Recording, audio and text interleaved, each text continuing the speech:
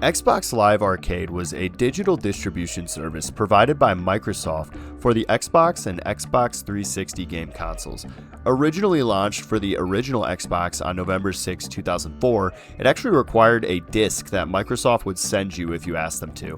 The storefront was later made available digitally on Xbox 360 on November 22, 2005, about a year later.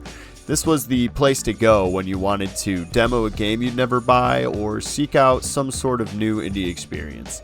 There are a number of games that I had, and I'm sure others did too, and today I wanted to create some discussion about a few Xbox Live arcade bangers that you might remember. This is Commenterry, and let's get right into it.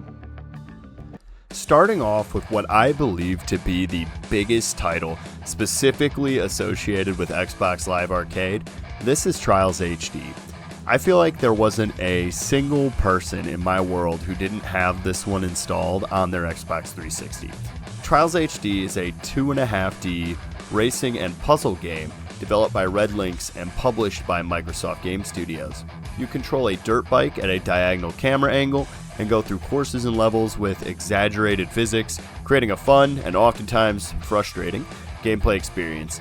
In my head, I categorize this game with like Happy Wheels or Limbo or Castle Crashers, which we're going to talk about later, for both its general gameplay loop and it just being one of those games that you'd sit down at your friend's house on a summer night and they just make you try it because it was on the Xbox. It was originally published to Xbox Live Arcade on the 360 on August 12, 2009, which actually places it in gaming history around the same time that the first public build for Minecraft Alpha was released, which is kind of interesting. Besides the obstacle course games, there were skill challenges that put you through ridiculous or hilarious situations. You could fly through hoops with like jets. You could ride big balls. There were levels where you could play with no bike, so it was just like your body ragdolling across the map. Trials HD is an interesting look because of how household I feel like it became despite being released later in the Xbox Live Arcade cycle. It wasn't really that late into its life cycle, but some of the most popular titles on arcade to this day were launch titles, so Trials seems like it really impressed everybody. All around good scores, averaging B+ to A across all platformers and reviewers, which I completely agree with. Gauntlet is such an interesting Xbox Live Arcade title because it was originally a 1985 arcade cab. It was ported over to Xbox Live Arcade on the 360, released as a launch title for the 360's edition of Xbox Live Arcade, alongside around 12 other titles, including Bejeweled 2 and Mutant Storm Reloaded. The game itself is an all-directions shoot-'em-up, where the goal is to kill everything in sight, collect items, and get to the exit in each level. You play as Thor the Warrior, Merlin the Wizard, Thyra the Valkyrie, or Quester the Elf, who each have their own unique strengths and weaknesses based around hand-to-hand combat, magic, armor, and movement. The four characters are a core component, as Gauntlet is actually one of the first ever 4-player multiplayer arcade cabinets, and that feature was kept on the Xbox Live Arcade version. You could play both locally and online through Xbox Live with up to 4 players. I do miss the emphasis that this generation of console had on incorporating both a local and online version. It was just what the technology was at the time, and even split screen, which is like unheard of today, was normal during the time period of the Xbox version this game came out. So of course that was included. The game was extremely well received, probably the highest on this list, scoring an average of A's, but having several perfect scores from some reviewers. The arcade game itself was also very popular in its time. It was ported to Atari early on and became the second highest grossing arcade video game of 1986. It sold over 7,800 Atari cartridges, so Gauntlet is an absolute classic.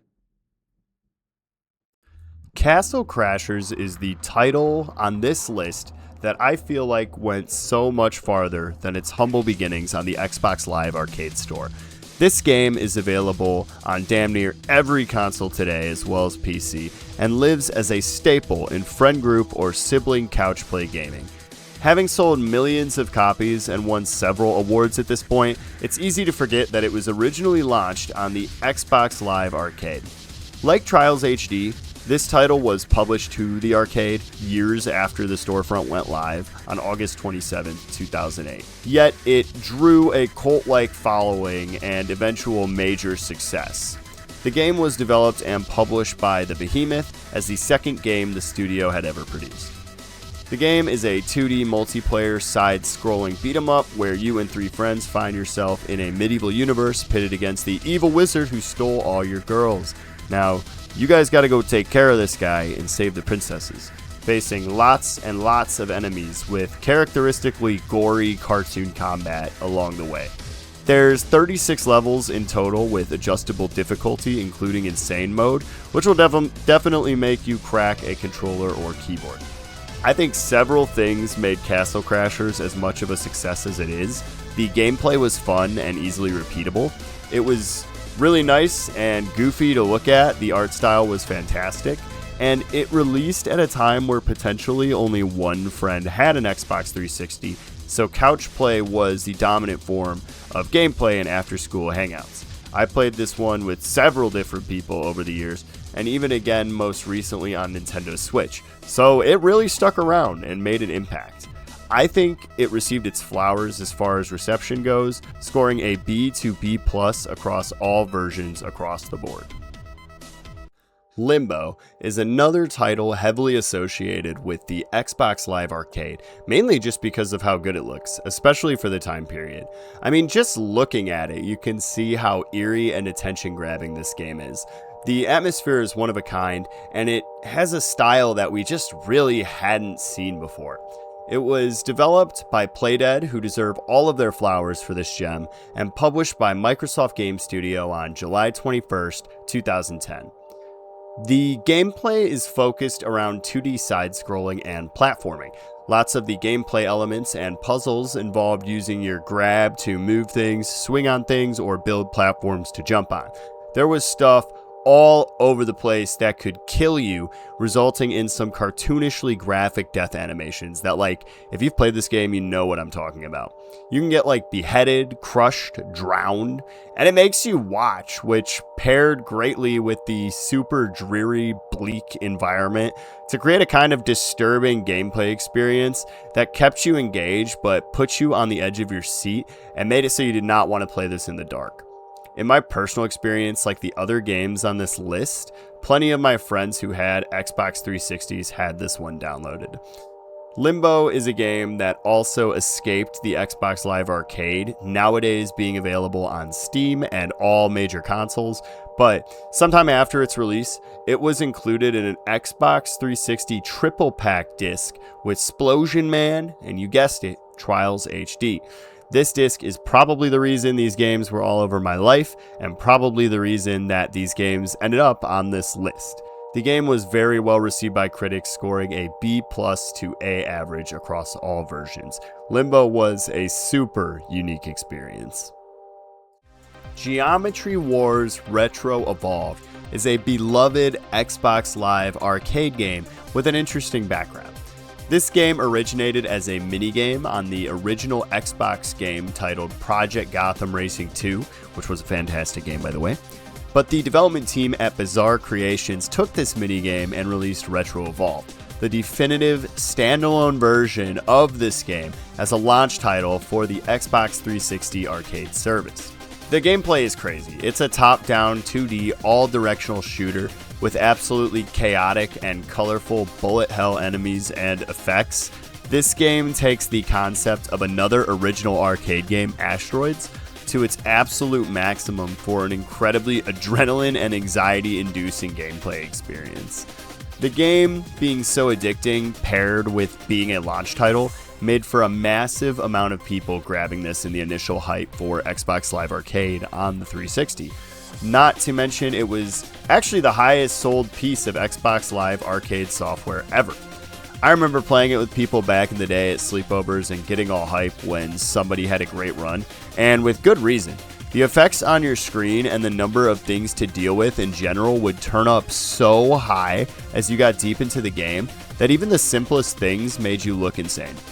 Bizarre Creations did a fantastic job at lighting up the original arcade cabinet style for this game.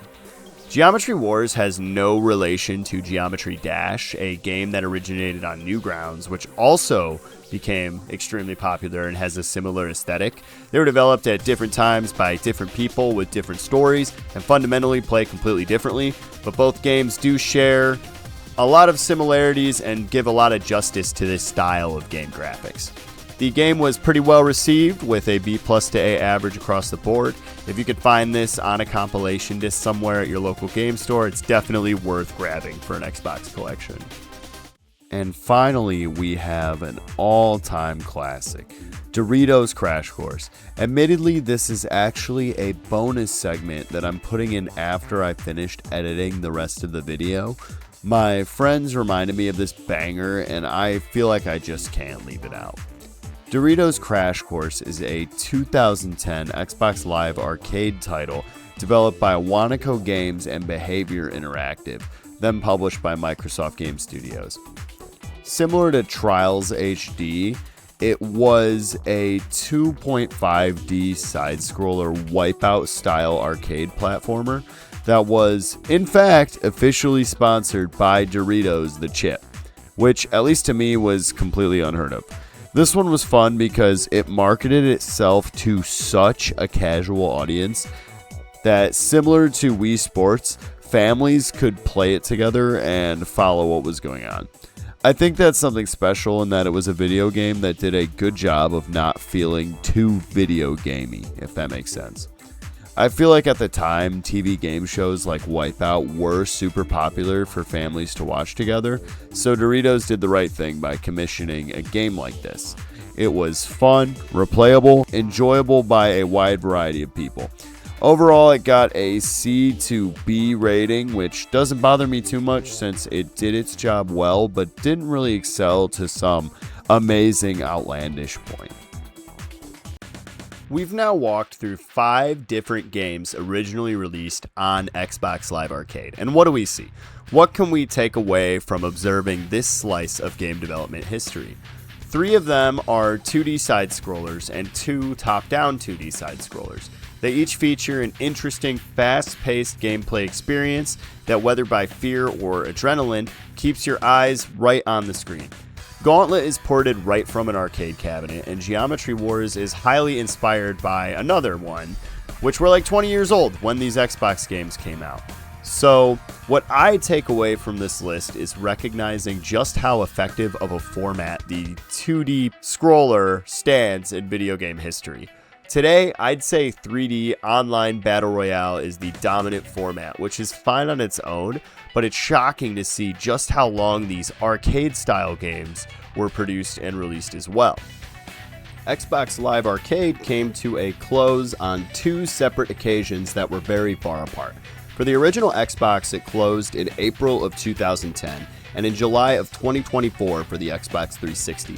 Marking an end to a once thriving digital storefront and source of entertainment for millions of kids. I have good memories of using Xbox Live Arcade, as I'm sure many of you do, so if we could get some Fs in the comments for this permanently decommissioned service, that would be great. This brings us to the comment question of the day. Today's question comes from me, and it is, what time is it? Interpret that and answer it however you see fit in the comments section below. Thank you for sticking around to the end. This has been Commenterry, and I am